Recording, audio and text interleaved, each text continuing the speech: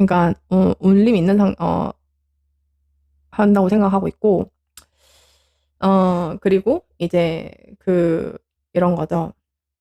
음, 뭐, 제가 이 모습을 보면서, 아, 다들 많이 나이가 됐구나. 세월이 많이 흘렀구나. 라는 생각도 들었고, 그리고 이렇게 다 사실 이게 난장판이 됐을 때, 그냥 사실, 피할 수도 있잖아요. 피할 수도 있는데, 당의 통합을 위해서 그 당선인이 평산을 갔다는 거는 굉장히 중요한 것 같아요. 근데 이제 그 이건 추미애 장관이 전 장관이 이제 입에 붙어가지고 추미애 지사가 그런 거 있지 않습니까?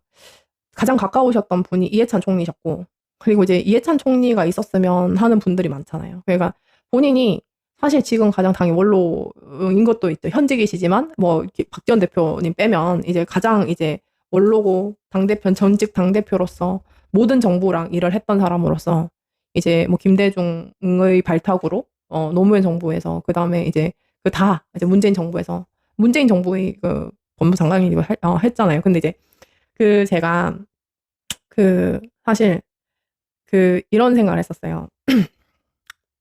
이건 저희 엄마랑 한 얘기인데, 저희 어머니랑 한 얘기인데, 저는 엄마가 이제 저희 어머니랑 이제 정치적 얘기 엄청 많이 나누거든요. 근데 추미애 장관이 대통령이 될 수 있겠냐라는 얘기를 하면서 이제 문재인 대통령과 다시 만날 수 있겠냐, 함께 할 수 있을까? 아, 그 감정이나 이런 것들을 극복을 해내면은 참 좋을 텐데, 그럴 수 있겠냐. 그럼 정말, 아무튼 뭐 주자뿐만 아니라 정말 큰 인물이 될 텐데, 그럴 수 있겠냐라고 했을 때, 제가, 어, 그렇게 할 것 같다. 뭐 제가 물어본 것도 아니죠. 뭐, 추미애 장관님, 문재인 대통령 만나러 가시나요? 뭐 이렇게 얘기하지 않죠. 그러니까, 근데 내가 추미애 장관이면 할 것 같다. 그게 지금 어떤 의미인지 아실 것 같다라고 얘기를 했는데, 이렇게 가신 거예요.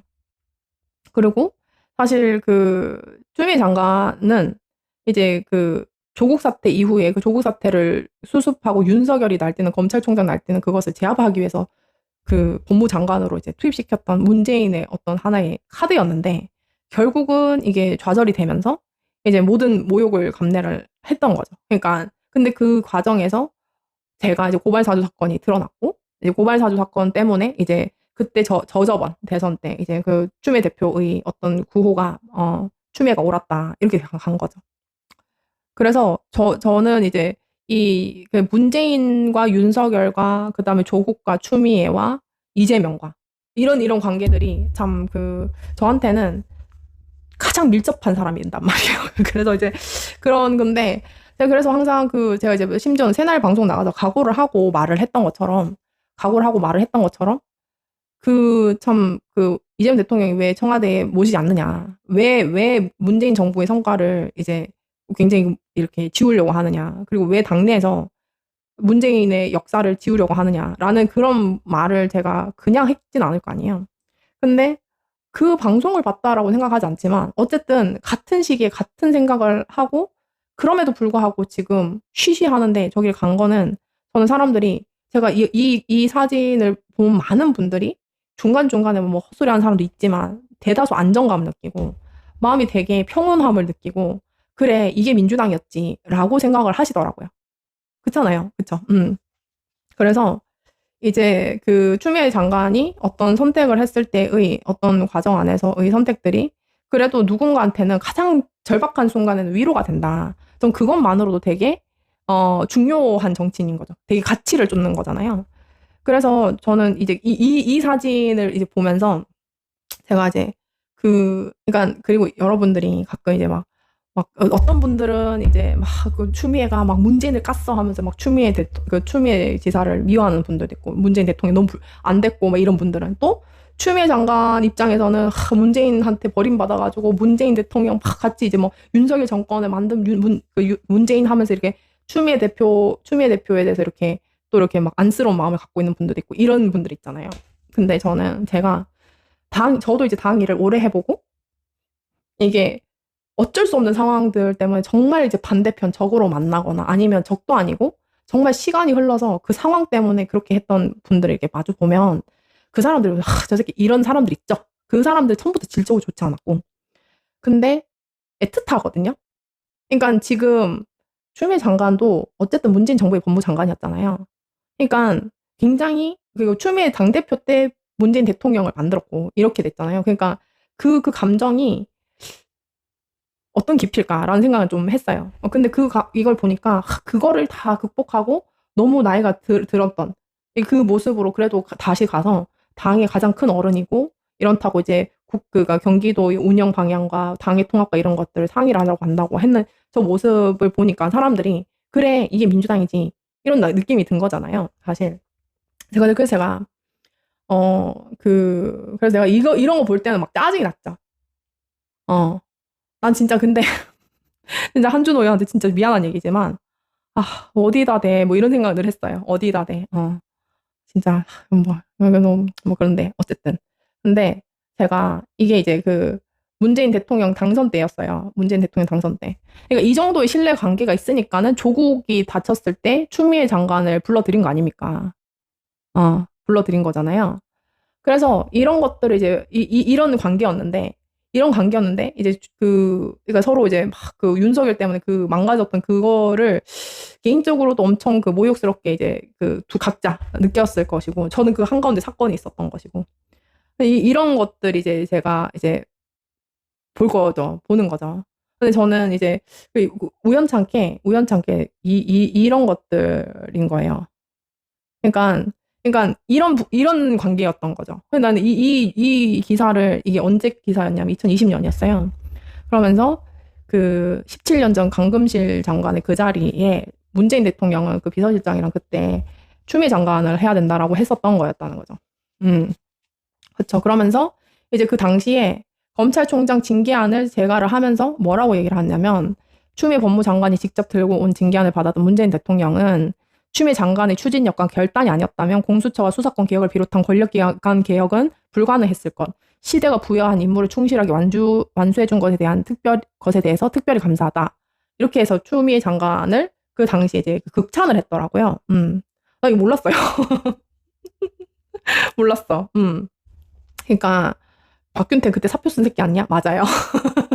맞아요. 그러니까 이런 관계고 이런 거였는데 이낙연이랑 당에서 막 이제 뭐 뭐지? 그 지지율 떨어진다고 이제 막 추미애 장관 이렇게 막 내쳐야 된다고 이렇게 하면서 추미애 장관한테 사표 내라. 사표 갖다 주고 이런 그 과정이 얼마나 속이 쓰렸을까? 저는 그 생각이 드는 거죠. 그래서 이제 그 당에서 검찰 검국이면 선거 망한다고. 그래서 이제 서운한 건 이해하지만 좀 과하게 인터뷰하긴. 근데 이제 근데 이제 저도 그런 생각이었어요. 뭐냐면 제가 지금 문재인 대통령을 막 띄우고 이런 차원의 문제가 아니라 저도 사실 정권을 내줬을 때 처음에 제일 어떻게 이럴 수가 있어. 왜냐면 내가 고발사주 사건이랑 그렇게 해가지고 저 새끼가 어떻게 했는지를 다 보여주고 한동훈이랑 이거를 했는데 여러분 그 윤석열 당선되고 그 해에 제 생일날 한동훈이 법무부 장관이 됐어요. 이번에 선거 저 따위로 치러가지고 한동훈이 당선돼서 올라왔다고 여러분.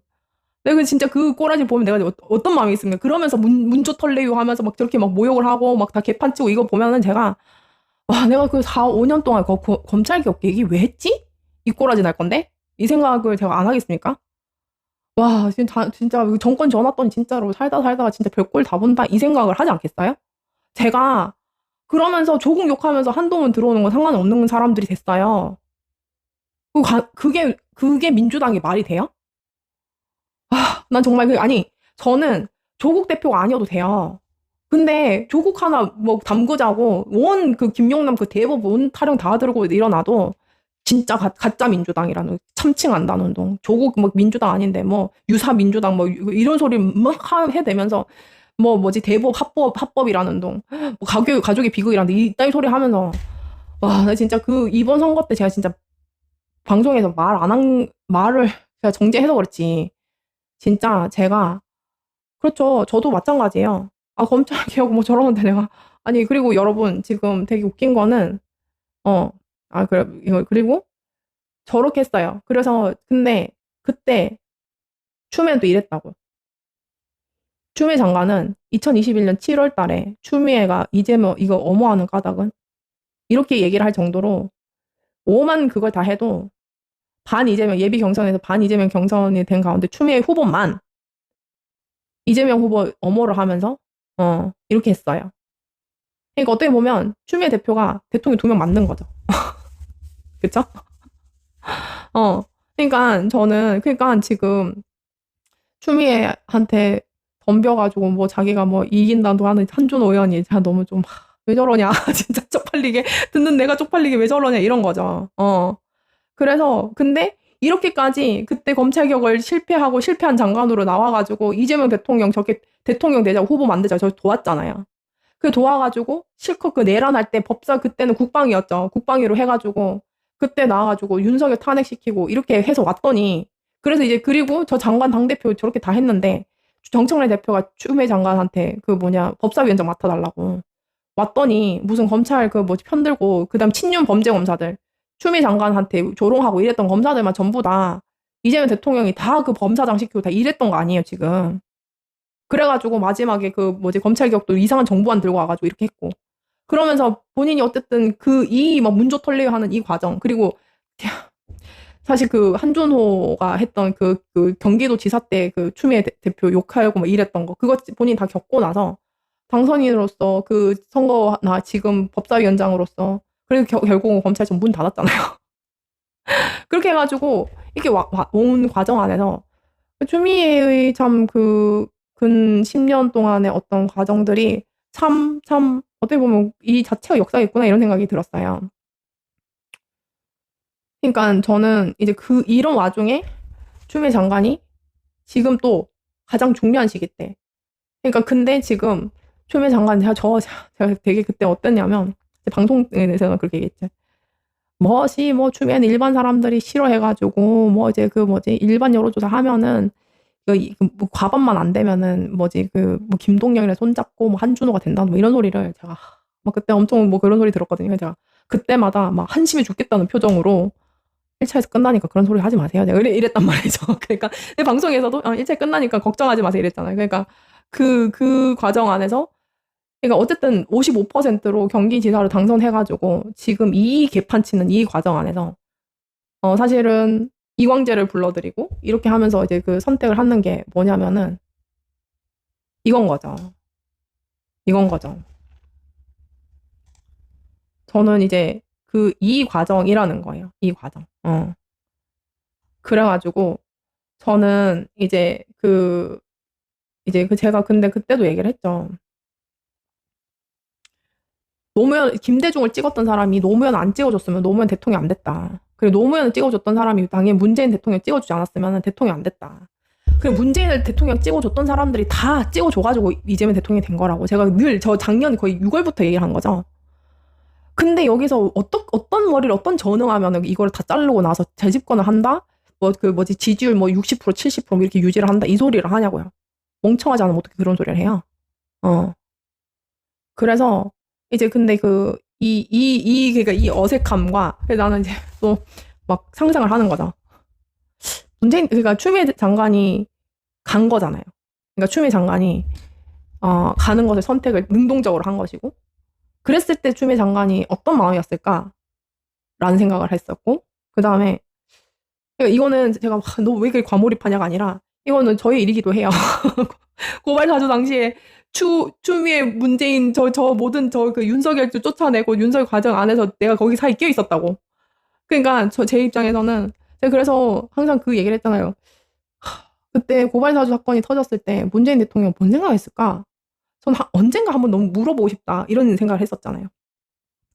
근데 지금 이 개판 나고 이 유이재명이 나발이고 뭐 그런 사람 뭐 추미애 뭐 어쩌고저쩌고 뭐 어떤 뭐 조롱하는 사람 이 뭐 그런 개판 같은 상황에서 평산을 가겠다고 이렇게 뭐라고 해야 될까 결심을 했을 때 추미애 장관 어떤 마음이었을까라는 걸 제가 대충은 느끼겠는 거죠. 그리고 반대로 문재인 대통령이 추미애 장관이 예방을 한다고 했을 때 얼마나 반갑고 아쉽고 막 그랬을까 그런 생각이 막 들더라고요. 그래서 그러니까 근데 그런 거죠.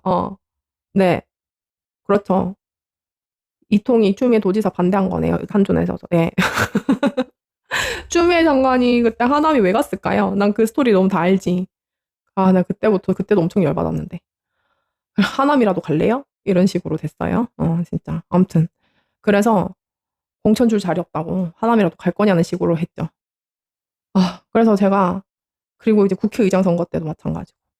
그러니까 제가 사실 누적적인 게 많아요. 어쨌든 뭐 추미애 때문에 그런 건 아니고 저는 그 검찰 개혁 이것 때문에 막 한 게 이제 가장 이제 크고 두 번째는 어떤 거냐 그런 거죠.